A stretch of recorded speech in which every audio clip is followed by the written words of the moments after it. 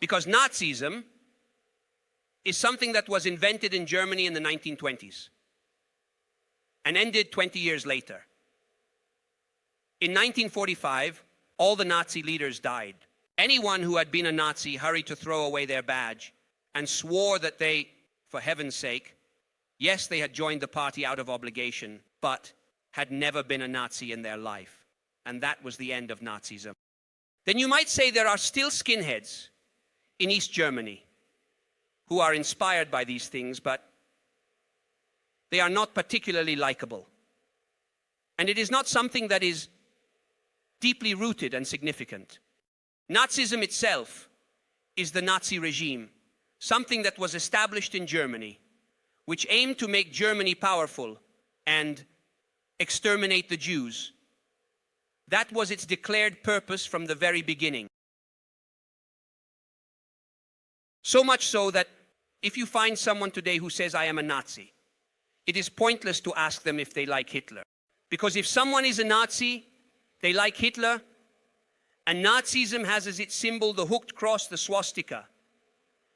And the swastika means that if someone today were to wear a swastika as a pin, it means I support dictatorship, militarism, the extermination of the Jews, a greater Germany, and so on. It means that, and fascism.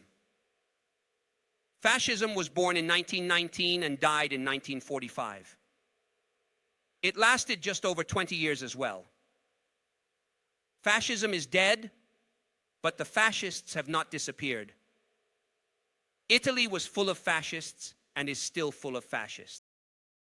Because the regime governed the country for a long time with widespread, though not universal consent, it did things that a part of the country wanted in the memory of Italian families.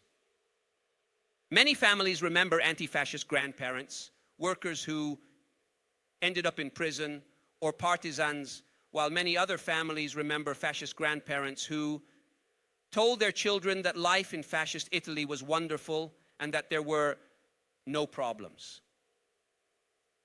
It is not understood why today it must be, well, this is how it is, this is a fact. However, fascism as a historical phenomenon lasted from 1919 to 1945. Then there is neo-fascism, which is something different. In fact, if you find someone, and you will, I think the neighborhood is full of people who say they are fascist. It's pointless to ask them if they like Mussolini. Because if someone is fascist, being fascist means identifying with Mussolini's regime. That is it. The fascist is the symbol of that regime and those values. What are the values? Well, Italy must be strong, powerful, united. There should be no fighting, no parties arguing with each other, and no newspapers writing scandalous things. It must be a united, strong, hierarchical country. Mayors should not be elected. The government decides who should be the mayor of Rome. Everyone must march in the streets, all aligned. And this way, Italy will be strong, powerful, and respected. It's something that a lot of people liked. And if someone tells me they like it, that's perfectly fine.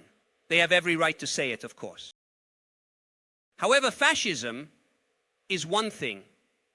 But communism, let's admit that it has also come to an end, because in today's world, it is not seen as an organized and active force, nor as a precise shared ideal, like a widespread culture. Let's admit it. We could naturally discuss it. But let's acknowledge that communism has come to an end. That the Chinese are not communists is another issue. It would be a long discussion. I'm unsure about it. Let's admit that it has ended. Communism was born in the early 19th century. In 1848, a small book authored by Marx and Engels was published, beginning with the words, "A specter is haunting Europe," meaning that the masters, the rich, are shivering because they have realized that their workers are no longer content to work and be exploited. They are organizing and want something. They want to change the world. It begins in the first half of the 19th century and lasts until yesterday, 150 years. Communism has existed in all countries, in the sense that in every country in the world, there have been people who said, I am a communist. I want communism. And there have been communist organizations and parties. In the vast majority of countries, they have never come to power. They have always been persecuted. Being a communist meant risking imprisonment, or much worse, because there are many countries where being a communist at a certain point meant you could be shot against the wall if they found you. After that, communist parties came to power in many countries. First in Russia in 1917, and then after the Second World War in 1945 in many other countries.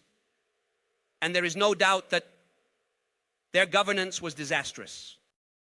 There is no doubt that communists, wherever they have come to power, have established failing regimes.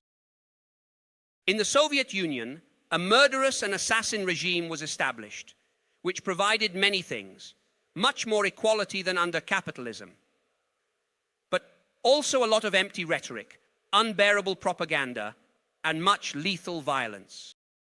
Stalin embodies a communism in power that, during his years, in those 20 years that Stalin was in power in the Soviet Union, caused more deaths than those caused by Hitler. Certainly, after that, communism is what it is.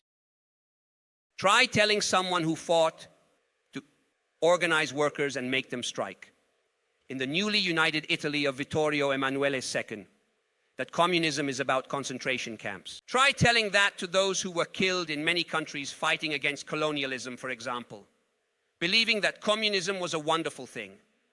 They were deluded. That may very well be the case. However, for the vast majority of people who have been communist for 150 years, being communist has meant that we dream of a better world, and not a world where we all march in squares and invade Ethiopia or Poland. Mind you, it's another thing. A world where everyone is brothers, everyone is equal. Well, it was a utopia. They were deluded. It's likely. When they had the opportunity to implement it, they caused disasters. That's true. After that, the difference seems evident to me compared to fascism and Nazism. And if one ignores this difference, one ignores the truth, because the truth is that you cannot say being a communist is like being a Nazi. The hammer and sickle is like the swastika. They are two different things.